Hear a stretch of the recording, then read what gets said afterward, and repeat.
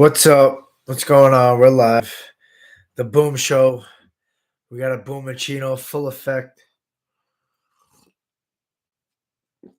Delicious. I'm kind of just winging this thing. We're just kind of going live, talking whatever.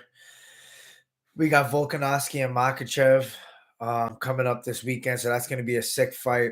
That's going to be a fun card in Australia. I should bring that card up. Actually, you guys let me know what you think about that card. If you want me to talk about it, any fights, if you got any questions, leave them in the comment section. We'll get to them as well.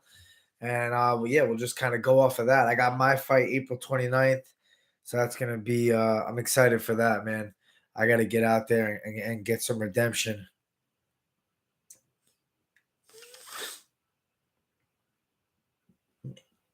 But otherwise, beautiful day here in Long Island. Warm weather. It's like 55 out. It's crazy in February. It's nuts.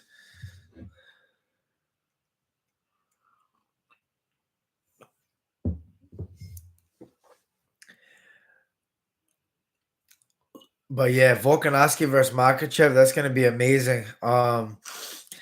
Realistically, I don't know if Volkanovski is gonna have the ability to stop Islam once they get to the ground. If they do, I just don't know if he's gonna be able to stop that position control.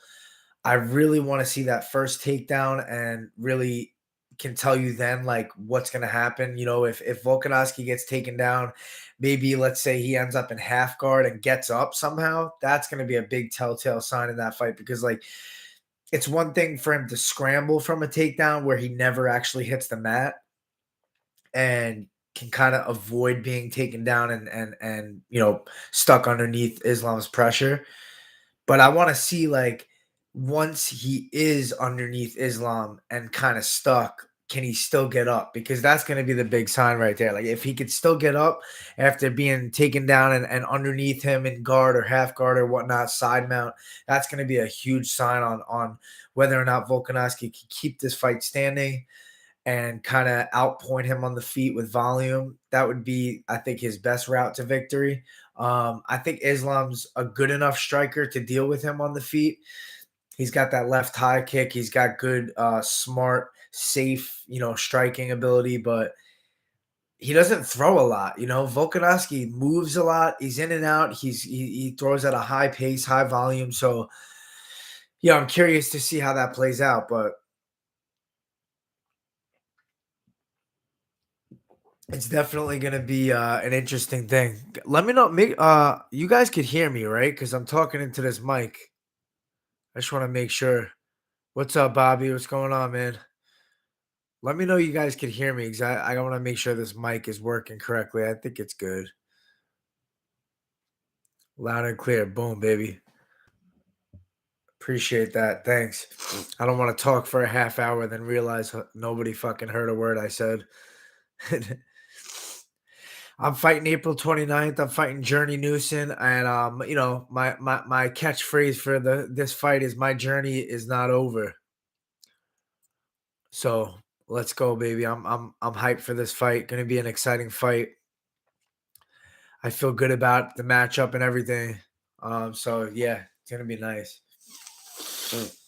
Who else we got on this card? Who do you guys got? You got Islam or you got Volk?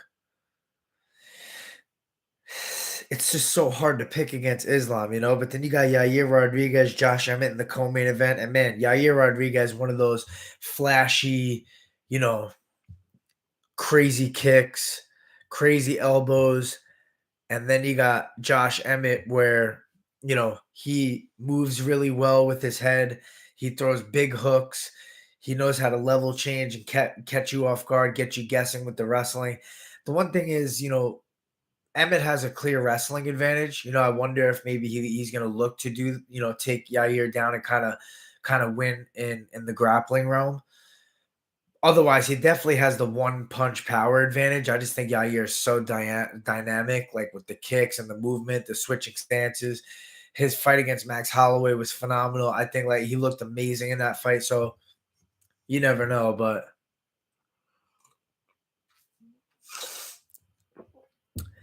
Yeah, I think if they stay standing, Emmett's got good boxing, but Yair's got a lot more tools to hit him with stuff like elbows, knees, kicks, all that kind of stuff. So I could see that for sure.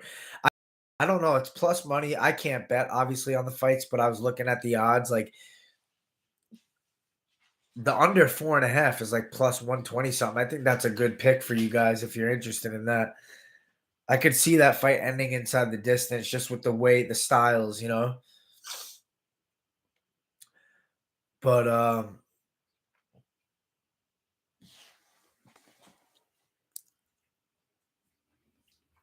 yeah, guys, shoot over any questions you got. We'll get some Q&A kicking. And that's that. I'll probably be on here for like 20 minutes, whatever you guys want to talk about. Could be fights, could be music, could be life. I'll sing to you if I have to.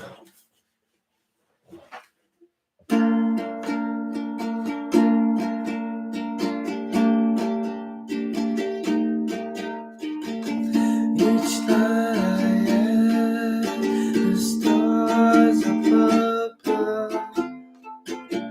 Why must I be a teenager in love? Why must I be a teenager in love? Each night I am stars above. I could do it all, baby.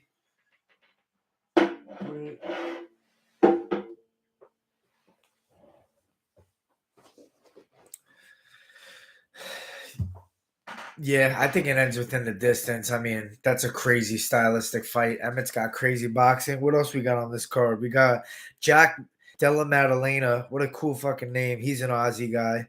He's fighting Randy Rude Boy Brown, who's a New York guy. So I'm always, I'm rooting for Randy, but Jack Della Maddalena has crazy crisp striking. Like his striking is on another level. I don't know. Randy has looked great as of late. Real tricky guy to fight. Um, and we haven't really seen Jack like on the mat. I've seen him on the mat, but I've seen him get up pretty quick. I wonder like how his jujitsu is versus Randy's. If Randy's kind of looking to mix it up, but that should be a great fight too. Otherwise, after that, it's not like the card has like huge names, but it has great matchups. Tafa versus Porter, Jimmy Crute versus Menafield, prelims. Tyson Pedro, Modestus Bukaskis is back. He was actually a really good fighter before he got cut. Those guys are finishers. I feel like that fight's going to end within the distance, too. Uh, we got Jamie Malarkey. He's always fireworks. He's always exciting to watch fight. Um, Damn, sucks that Whitaker's got canceled. He was supposed to fight Paulo Costa. I don't know if they're gonna rebook that or what's gonna happen with Whitaker. But yeah, it's a solid card for sure. Definitely gonna be loud in Australia with those fans. They were wild at that press conference. I think the weigh-ins are tonight, right? Because they actually fight on Sunday. So they weigh in kind of late, like Eastern time. Like they weigh in because right now it's probably actually Saturday morning coming up in Australia. Yeah, I believe. So that's why they're weighing in 5 o'clock Eastern time is the weigh-ins. So crazy time difference too. That you got to imagine like all those fighters got to adapt and get used to that as well. Something I don't know. I always like to observe different things like before on these embedded shows and stuff like that. You saw Yair looks like sucked out already. I don't know what it is to me, but he's been wearing sunglasses like often and he looks sucked out. I don't know if he's having a tough weight cut or what, but I kind of got a feeling about that. What do you guys think about this Hermes link? I traded in one of these other chains that I had for this Hermes link. I just love the fresh look. It's got that crazy shine too because of that polished finish on the cuts. Always rocking the links, baby. Although this one has a weird gold color to it. Like it doesn't have that real like 14 karat gold look. It's like I don't know. It looks a little off colored to me. I can't tell. I don't know if you see it differently from the screen, but it's 14 karat, but I don't know. It just looks different color to me. I guess all chains are different, but um which two chains? Which two styles were you thinking? I honestly, I know. The thing is, I traded in a chain that weighed like close to 95 grams, so I kind of had to go with a heavier, bigger size. But this is 6 millimeter, so it would really be like a solitaire chain like this. I wouldn't stack it, but I do have a 5 millimeter, oh no, a 6 millimeter rope that's a little bit smaller looking, and that's at 20 inches. This is at 22, so I could, but they're way different styles. I'm not a huge fan of the thick chain stack like that. I do like your idea with the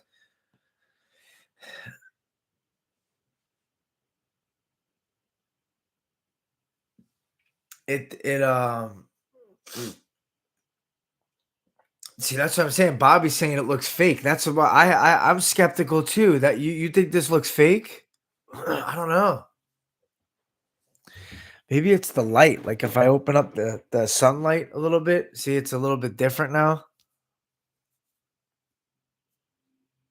I don't know. But yeah, I feel you. It has like a different kind of tone to it.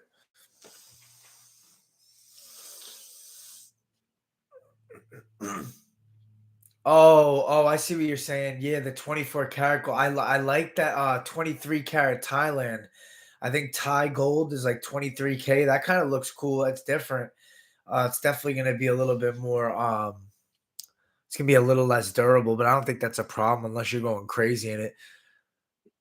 Yeah, James, I'm with you, man. The Francos are nice. I kind of like the stack idea for the Franco and the heavy link. I do have a 3 millimeter 18 karat Franco. I was thinking about stacking that with a thinner heavy link, like what you were saying, or a 18 karat rope. But then again, the 18 karat ropes don't really look 18 karat. Like it doesn't really match. I think the heavy link will match the color, at least, of the Franco, the yellowish kind of gold. Um, I would have to do the 2.7 millimeter heavy link and 18 karat.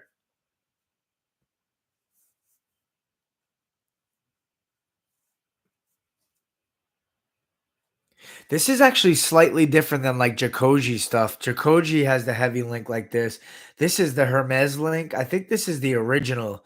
So this is very like boxy, perfectly rectangle shape like that. I think the links are a little bit spaced out more so than Jacoji's heavy links. I think those are a different style too. The facets, like the side diamond cuts, are a little bit thinner and sharper on his chain than this one. This is a little more sleek looking.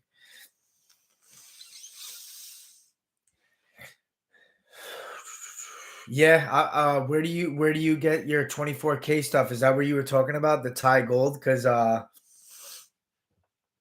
know that there's a website with them. I forget what it is. Maybe it's called 24K Thai gold or something like that. I don't know. Let me know if you know like a place to look to shop around.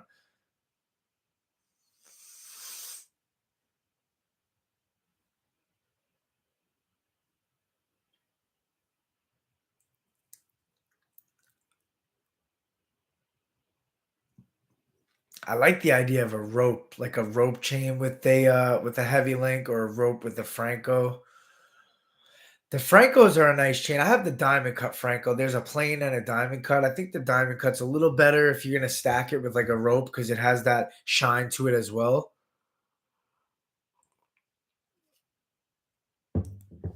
This is heavy. Let me see if I can give you guys like a close up of this. It has like the diamond sleek lock thing. There's no diamonds in it. It just came like that. Kind of has, gives me the option to do that, but I don't know. I'll give you a close up. Let me know if how you see this. Like, does it look like the regular 14K? I guess it does. Maybe it's just maybe I'm just tripping out. My eyes are seeing it different. I cleaned it today. But look how boxy those links are. Look how thick they are too. Crazy. All right, so you see it as a regular 14K. That's good. What's up, Tyshawn? What's going on, guys? Hit me with those questions, baby. Whatever you got, we're getting into it. I mean, it has the 14K stamp right there. Probably gonna be hard to see. It has it on this class, but that's it, just the 14K stamp.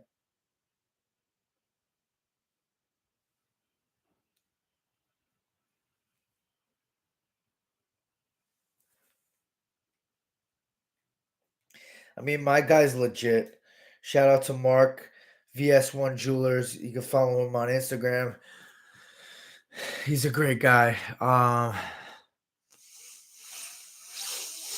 Yeah, that's true too. With the polish, it could definitely scratch easier on the sides. But you know what? Like, I mean, it's not like I'm gonna be hitting this into a lot of things. So it should be all right. But yeah, you're right. Definitely can scratch easier.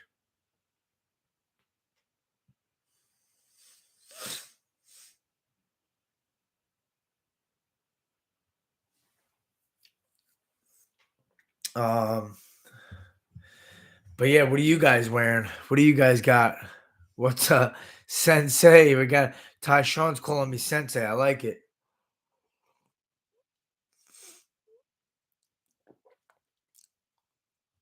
Yes, James. I sold a Franco. I actually sold I sold a 2.5 Prism Franco that has like the diamond cuts on it. Actually, it's like they call them Prism Francos. They have Prism ropes as well.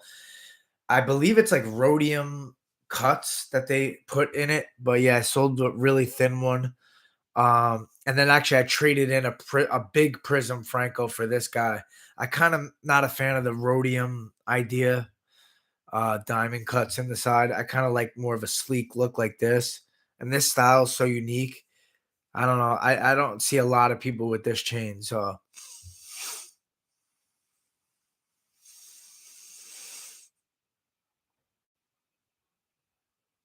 I've got midget. I don't know. I think you're talking about Volk versus Islam, right? I mean, my heart wants Volkanovski to win, but I kind of feel like Islam will, but I think Volkanovski could outpoint him and get a decision. But it's just, can he withstand that pressure on top? Does he defend the takedown? Those are the big telltale signs. I want to see that early. 18K white gold, 25-inch no lock, 4 millimeter Franco. Oh, that's what you got, white gold. White gold start, it's starting to grow on me. I'm more of a yellow gold guy, but I'm not opposed to the white gold. I think I've always just avoided it because it looks like silver. So it's like kind of like who's to say whether you're wearing silver or gold? Not that it fucking matters. I mean, but the thing is, like, I'm allergic to silver. I can't really wear silver because of the copper. I think I'm allergic to the copper in it. But I don't know what it is. It makes me fucking itch, but gold doesn't do that. Um, but that might just be fake silver, actually. I don't know about the real silver. But yeah, I mean, the white gold has a nice look to it. The white gold heavy links look fresh. What's up, Evolved Outcast? Huge fan. And he fights lined up. We got April 29th fighting Journey Newson. Aldo boxing is pretty cool. Um, let's be honest, Aldo's boxing was really sharp in the UFC. I mean, he had great hands. I know he has that leg kick, but like his hands were looking sharp at 135. Fast, very good boxing.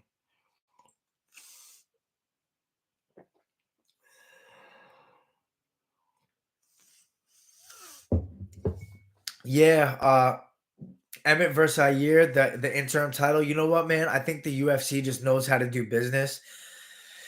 And it's one of those things like why make an interim title? We know Volkanovski is, he's gonna be active. He says, it's not like he's gonna be out for so long, but because he's fighting for the lightweight title, if he wins that title, I think, he wants to defend both. So now you're talking about a situation where like, is the 45 title up waiting, people waiting in line because he's defending the 55 first, like, so this is the UFC's way of saying, like, here's the next guy for Volkanovski, like he's the interim champ. We're gonna build this champ versus champ stuff, and that's just their tools that they use to promote and to build fights to be bigger than they maybe are. Well, not really, because it's for the belt, right? But like, it's a way to make that guy that has the interim title have a little bit more flair to him, as the next guy in line, the number one guy for the champ. Yeah, I feel like the platinum chain, it kind of goes back to what I was saying before too about the silver. It's like you have a platinum chain, no one's gonna look at it and be like, yo, that's a platinum chain. That's cool. I mean, but like, you know, someone else sees it, they think it's silver or white gold. So that's kind of my point. Like if you wear white gold, who's to say, oh, that's a silver chain, or like, oh, that's white gold?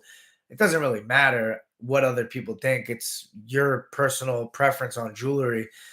But you know what I'm saying? Like I always had that attachment to like, oh, like silver looks like white gold. Oh, like platinum, it looks like white gold or silver. No, I'm with you, James. Fuck yeah. I mean, if you like platinum, hey, not a bad idea. Be pretty cool to have. Um, does it look any different than silver and white gold? Like, does it have like a different color to it? I wonder. I know it's strong.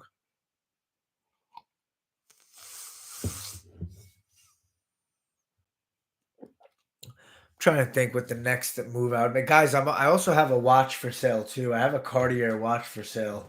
If anybody is interested, it's actually right here. Cartier Tank Solo. It's essentially brand new. I mean, I've worn it a couple times.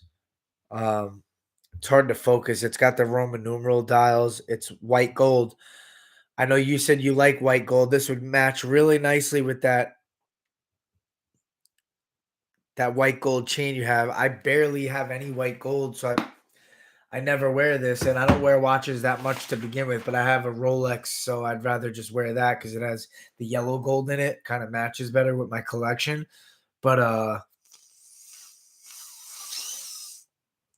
I know I like where your head is at, James. I already have the 18 karat Franco. Let me go get it real quick for you guys. I have the 18 karat Franco, and I think I should pair that with something. But what do you think? Should I pair it with the 18K rope at 2 point, or should I go with the 2.7 millimeter heavy link? I pair those two. Look,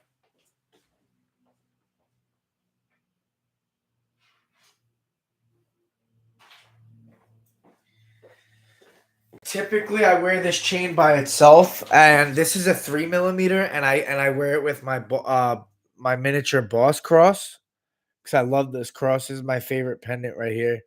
Um, it's got the fresh diamonds in it. That boss cross right there. I love this cross. It's got such a nice I forget what you call this thing, that circle part, but that shit's so nice and durable. Jacoji has such high quality stuff. But yeah, this is the 18K diamond cut Franco right there. Trying to get a focus for you guys.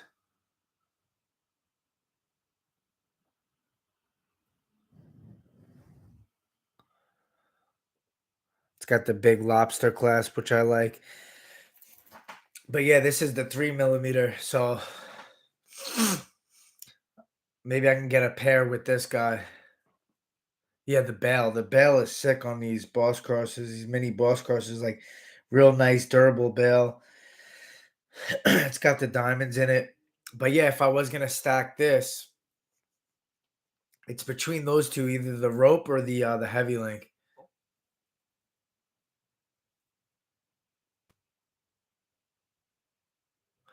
Yeah, that's true. White gold does have that shine to it like diamonds. That is true, especially those heavy links because the facets on the side, the cuts on the side of it give it that flair, that sparkle. So that's definitely true.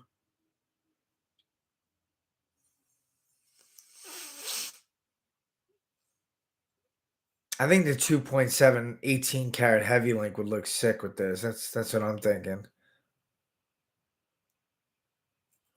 Well, the 18K, it has more of that like yellowish finish to it. You could see it right there. There we go. Beautiful. I love that side of the Franco. This side, not as much. The Cuban side, that side, fresh. Love that look. Um, what else we got? What else we got, guys? A couple more minutes. Yeah, double it up. But what do you think? Which one? Oh, the same exact chain? Yeah, that's the thing. I don't. I like having like a different flair. I don't really like having the same exact chain twice because I like the option of wearing them separate as well. So like one day, like I'm feeling the rope, or like I'm feeling the Franco. Like I can kind of choose, and then I also layer them. This is 22 inches, so I would do a 20-inch, slightly thinner chain, and then stack them. Um, but yeah, I really think I'm leaning towards that heavy link, that 18K heavy link or you go 22 karat rope because that probably looks closer to the yellowish gold of the 18 karat Franco.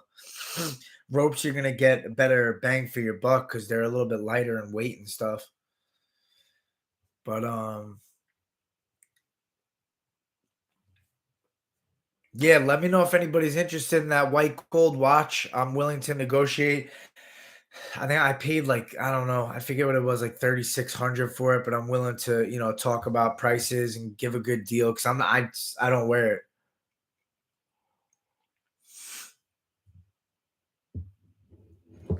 Come on, Tyshawn, get with the program, baby. I hope it's not mine. I should be working smooth here. Chikoji Day? I'm not sure. I'm not sure when that is. I'd have to look into that. I'd have to see what Braden's saying on the internet.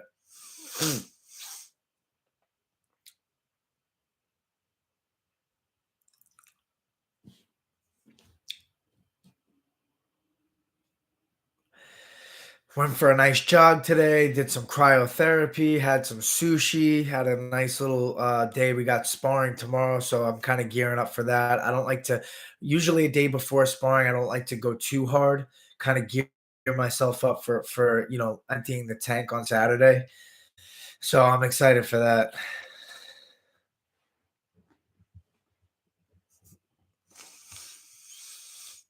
I am sorry about your French internet. They need to step up their game. I don't know what they're doing over there. What part of where are you located actually?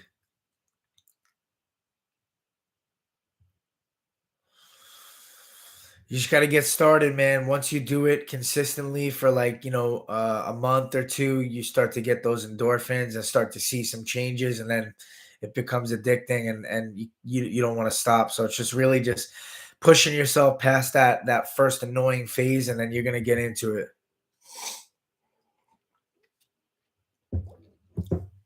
Like Yoel said, go, go.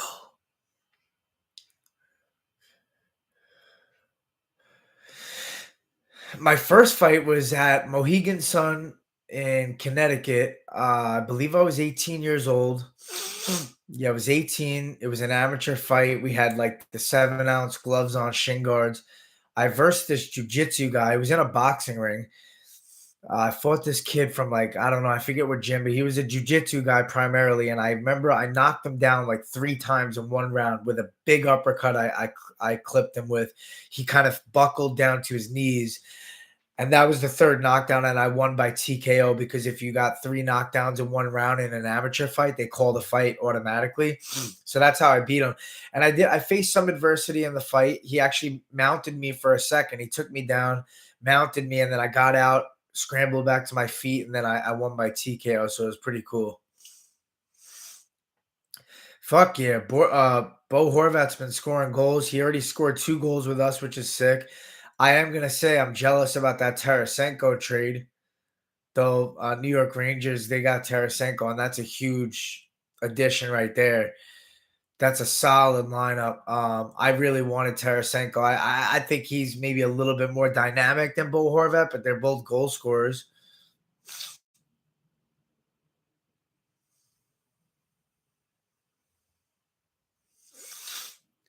I don't know. I just kind of how'd I get into fighting? I just kind of started training. Like I was watching as a fan when I was younger with my friends. We would wrestle around kind of for fun.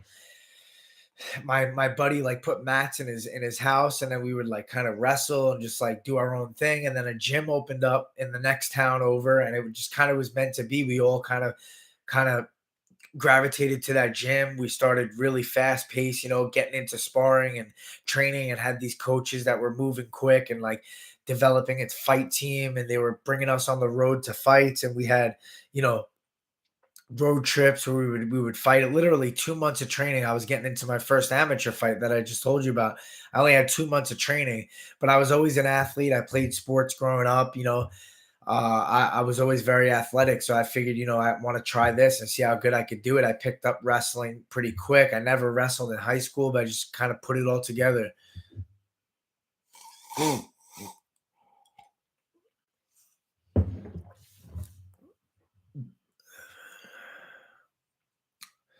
Uh,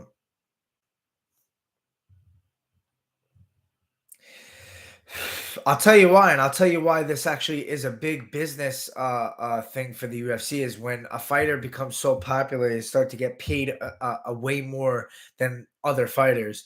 So therefore, their incentive is, oh, like I made a shit ton 3 months ago. I don't even need to fight for like 6, 8 months. I'm good financially.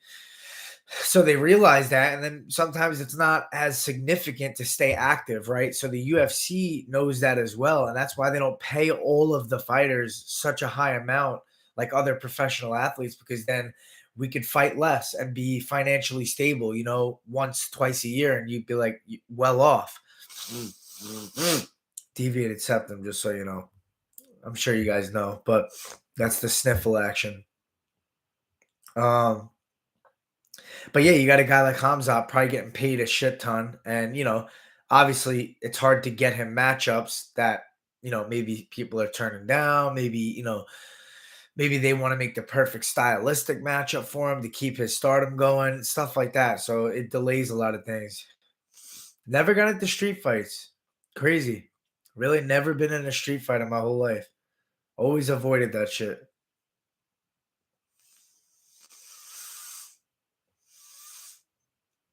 Oh, I appreciate that, man. Yeah, I'm always gonna be writing, spitting the verses, and trying to keep that going consistent. I like how they have that new remix thing that I've been doing on Instagram. It's kind of cool. You find a beat, you just click the button, remix, and then you can rap to the beat. It makes it kind of easy and fun. And it's like just one verse, you just spit a verse, and then I write a quick verse, I spit it, and that's it. It's pretty cool.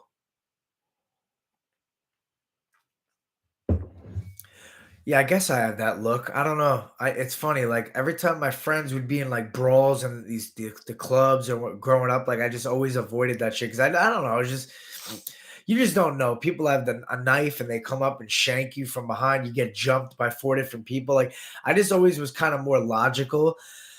I was never a bully. I was never a guy that would start pick fights for no reason. I was always, I kind of got along with people. Didn't matter who, strangers, someone bumped into me. I just kind of was like, cool, whatever. Just figured out a way to stay out of that shit.